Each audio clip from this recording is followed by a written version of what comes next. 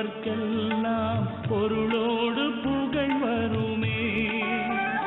வருவாய் விரைவாய் வருவாய், நிறைவாய் அருளே தருவாய். வைகுந்த வாசனே மாதவா, ஸ்ரீலக்ஷ்மி நாதனே கேசவா. திரு கோவிந்த நாமம் சொன்னாலே போதும் ஆனந்த நிலை வருமே.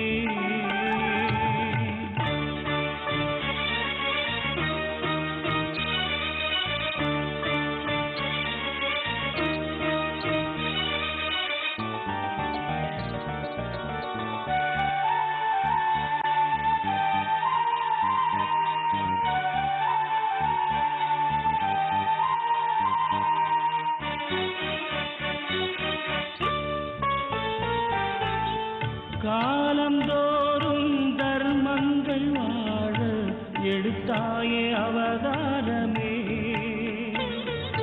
கல்கியாகவும் நீ இந்த நாளில் எடுப்பாயே அவதாரமே. கருணாமூர்த்தி நீயே, காக்கும் தெய்வம் நீயே. வைகுந்த வாசனே மாதவா, ஸ்ரீலக்ஷ்மி நாதனே கேசவா. திரு கோவிந்த நாமம் சொன்னாலே போதும் ஆனந்த நிலை வருமே.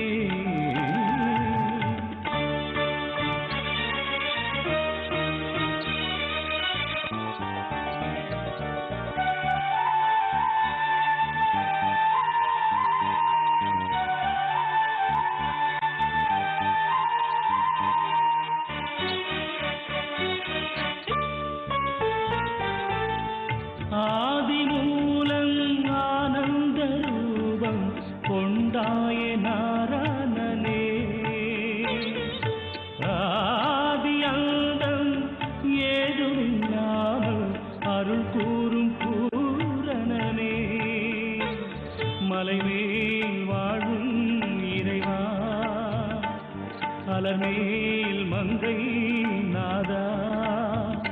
சங்குடு சக்கரம் கொண்டவா, மங்களம் தந்திட நின்றவா. திரு கோவிந்த நாமம் சொன்னாலே போதும் ஆனந்த நிலை வருமே. உன் கோலத்தை காணும் அடியவர்க்கெல்லாம் பொருளோடு புகழ் வருமே. வருவாய் விரைவாய் வருவாய், நிறைவாய் அருளே தருவாய். வைகுந்த வாசனே மாதவா, ஸ்ரீலக்ஷ்மி நாதனே கேசவா. திரு கோவிந்த நாமம் சொன்னாலே போதும் ஆனந்த நிலை வருமே.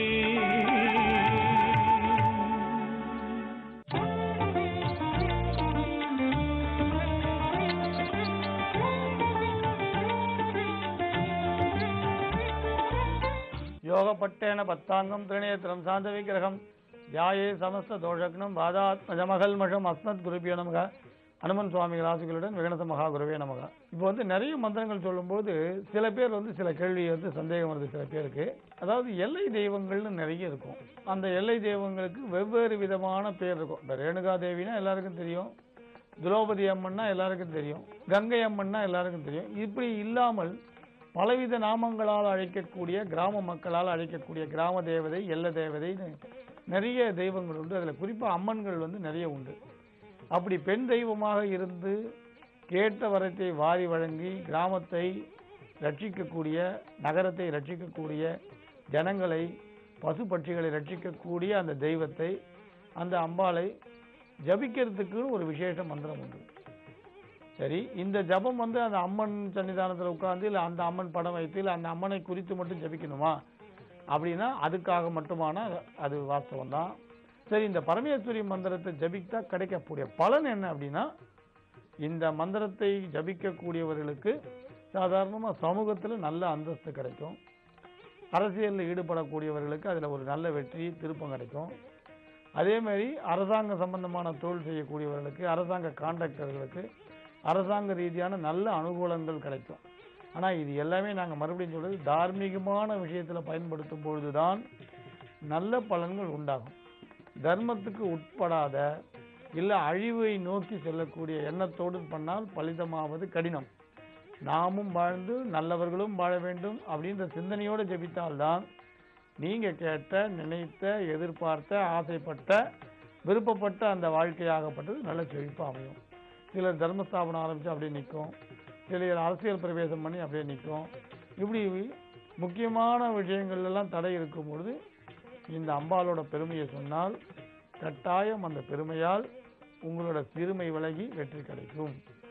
அந்த அம்பாள் நாமத்தில் சொன்ன மாதிரி விஷமே துர்க்கமே சைவ பயார்த்த சரணங்கதா நதேஷாம் ஜாயுதே கிஞ்சித் அசுபம் ரணசங்கரேன. அது மாதிரி எந்த சூழ்நிலையில எப்படி கட்டப்பட்டு இருந்தாலும், தனியாக இருந்தாலும், சிரமத்தில் இருந்தாலும், வருத்தப்பட்டு இருந்தாலும் இந்த அம்பாளோட பரமேஸ்வரியோட மந்திரத்தை சொன்னால் பலன் உண்டு. இப்போ தொலைக்காட்சியில் தெரியறது, எழுதிக்கங்க. ஓம் ஆம் ஹ்ரீம் க்ரோம் ஏகி ஏகி பரமேஸ்வரியே ஸ்வாகா.